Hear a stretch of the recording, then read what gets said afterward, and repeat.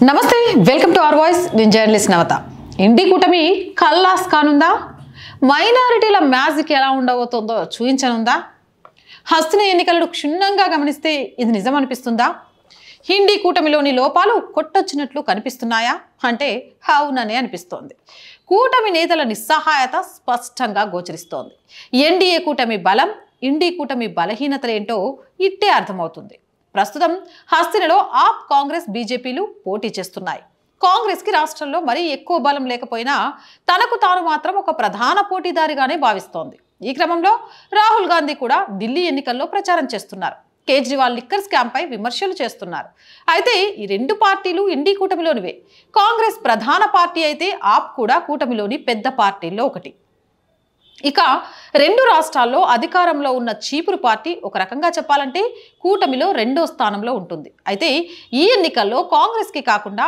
ఇండి కూటమి నేతలంతా కేజ్రీవాల్కే సపోర్ట్ చేస్తున్నారు అఖిలేష్ యాదవ్ లాలు వంటి నేతలంతా కేజ్రీవాల్కే మద్దతిస్తున్నారు ఈ ఎన్నికల్లో కాంగ్రెస్ ని కనీసం పట్టించుకున్న పాపాన పోలేదు ఈ క్రమంలో ఇండి కూటమిలో ప్రధాన పార్టీ అయిన కాంగ్రెస్ కు ఇంతటి గడ్డు పరిస్థితి ఎందుకు దాపరిచినట్లు ఈ వీడియో ద్వారా చూద్దాం ఇండి కూటమి నేతలకు ఇటువంటి పరిస్థితి నెలకొనడానికి ప్రధాన కారణం ఆయా పార్టీల ఓటు బ్యాంక్ ఈ విషయంలో ఎన్డీఏ పార్టీలకు ఇండి కూటమికి చాలా వ్యత్యాసమే ఉంది ఎన్డీఏ పార్టీల ఓటు బ్యాంకును ఓసారి పరిశీలిస్తే కూటమిలో ఒక్కో పార్టీ కొన్ని వర్గాలను ఆకర్షించగలదు మహారాష్ట్రలో బీజేపీ బ్రాహ్మణ ఓబీసీలను ఆకర్షించగలిగితే శివసేనకు మరాఠా ఓటర్లలో గట్టి పట్టుంది బీహార్లో బీజేపీకి సవర్ణ ఓబీసీల్లో పట్టు ఉంటే నితీష్ కుమార్కు ఓబీసీ దళితుల్లో పట్టుంది ఇక మరో పార్టీ అయిన ఎల్జీపీకి దళిత ఆదివాసీ ఓటర్లలో పట్టుంది దీన్ని బట్టి చూసుకుంటే ఒక్కో పార్టీ కనీసం రెండు సామాజిక వర్గాలను ఆకర్షించగలదు అందుకే ఎన్నికల సమయంలో రెండు పార్టీలు గలిస్తే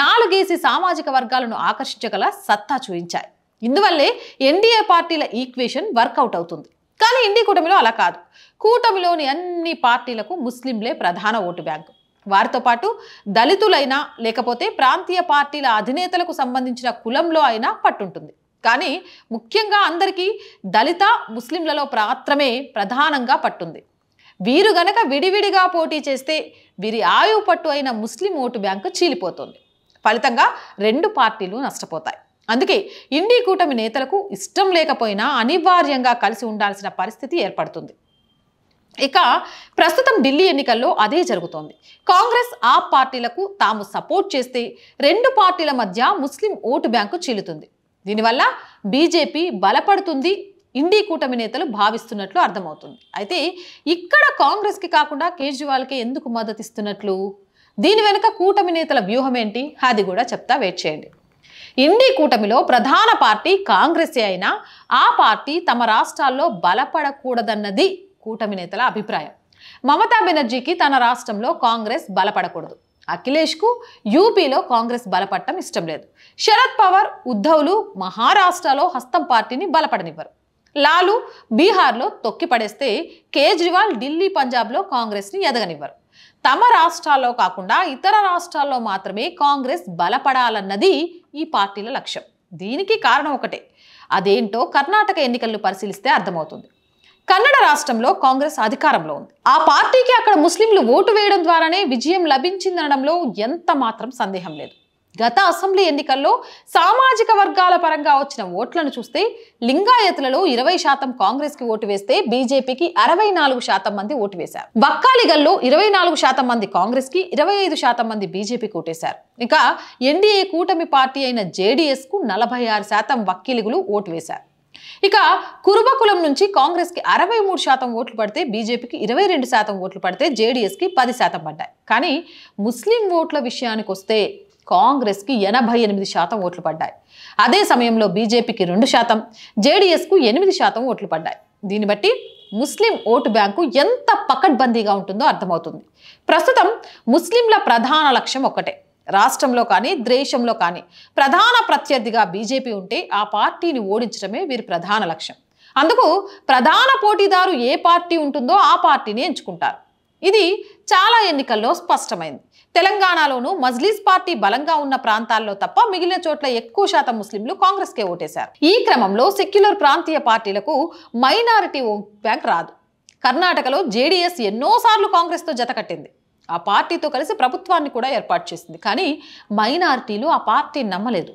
గత ఎన్నికల్లో జేడీఎస్కి చాలా తక్కువ మంది మైనారిటీలు ఓటేశారు. ఇదే విధంగా బీహార్, యూపీ, పశ్చిమ బెంగాల్, మహారాష్ట్రలో జరిగితే తమకు కష్టమే అన్నది ఎన్డీ కూటమి నేతల భావన. అంటే ముస్లిమ్స్ అంతా కనుక కాంగ్రెస్కి ఓటేయడం మొదలు పెడితే అక్కడ ప్రాంతీయ పార్టీలుగా ఉన్న వాళ్ళ పార్టీలు కుప్పకూలైపోతాయి. ఈ భావన ఎన్డీ కూటమిలోని ప్రాంతీయ పార్టీలలో మొదలైంది. అందుకే కూటమిలోనే ఉంటూ తమ రాష్ట్రాల్లో కాంగ్రెస్ని ఎదగనీయడం లేదు. అందుకు వీలైతే ఇతర పార్టీలకు సపోర్ట్ చేస్తున్నాయి. ఇందులో భాగంగానే ఇప్పుడు ఢిల్లీలో కేజ్రీవాల్కి సపోర్ట్ చేస్తున్నారు ఎన్డీ కూటమి నేతలు. మరి ఇంతటి గడ్డు పరిస్థితిని కాంగ్రెస్ తట్టుకొని నిలబడగలదా? అంటే ఇక్కడ కష్టమే అని తెలుస్తోంది. ఇప్పటికే కూటమిలో చీలికలు స్పష్టంగా కనిపిస్తున్నాయి. ఎప్పుడెప్పుడు కాంగ్రెస్ని పక్కకు తప్పిద్దామా అని నేతలంతా ఎదురుచూస్తున్నారు. అందుకు తగిన సమయం కోసం కాచుకొని ఉన్నారు. ఇప్పటికే కూటమి నాయకత్వాన్ని కాంగ్రెస్ నుంచి లాగేసుకోవడానికి ప్రయత్నాలు జరుగుతున్నాయి. బీజేపీని అధికారంలోకి రాకుండా చేయాలంటే కూటమి పగ్గాలు తాను చేపట్టడమే మంచిదని ఇటీవల మమతా బెనర్జీ ప్రకటించారు కూడా. ఇక ఎన్డీఏను పశ్చిమ బెంగాల్లో తాము పకడ్బందీగా నిలువరించగలమని చెప్పారు. ఇది కాంగ్రెస్కి సాధ్యం కావడం లేదు అన్నారు. హర్యానా, మహారాష్ట్ర ఎన్నికలే ఇందుకు నిదర్శనమని చెప్పారు. గెలుపు అవకాశాలున్నా ఓడిపోవడం ఎలాగో కాంగ్రెస్ని చూసి నేర్చుకోవాలని హర్యానా తీర్పు తర్వాత మమత విమర్శించారు. మమత సారథ్యానికి ఇండీ కూటమిలోని భాగస్వామ్య పక్షాల్లో బలమైన పార్టీలుగా ఉన్న ఎస్పీ, తృణమూల్, ఎన్సీపీ, శివసేన, ఉద్ధవ్ వర్గం కూడా మద్దతు పలికింది.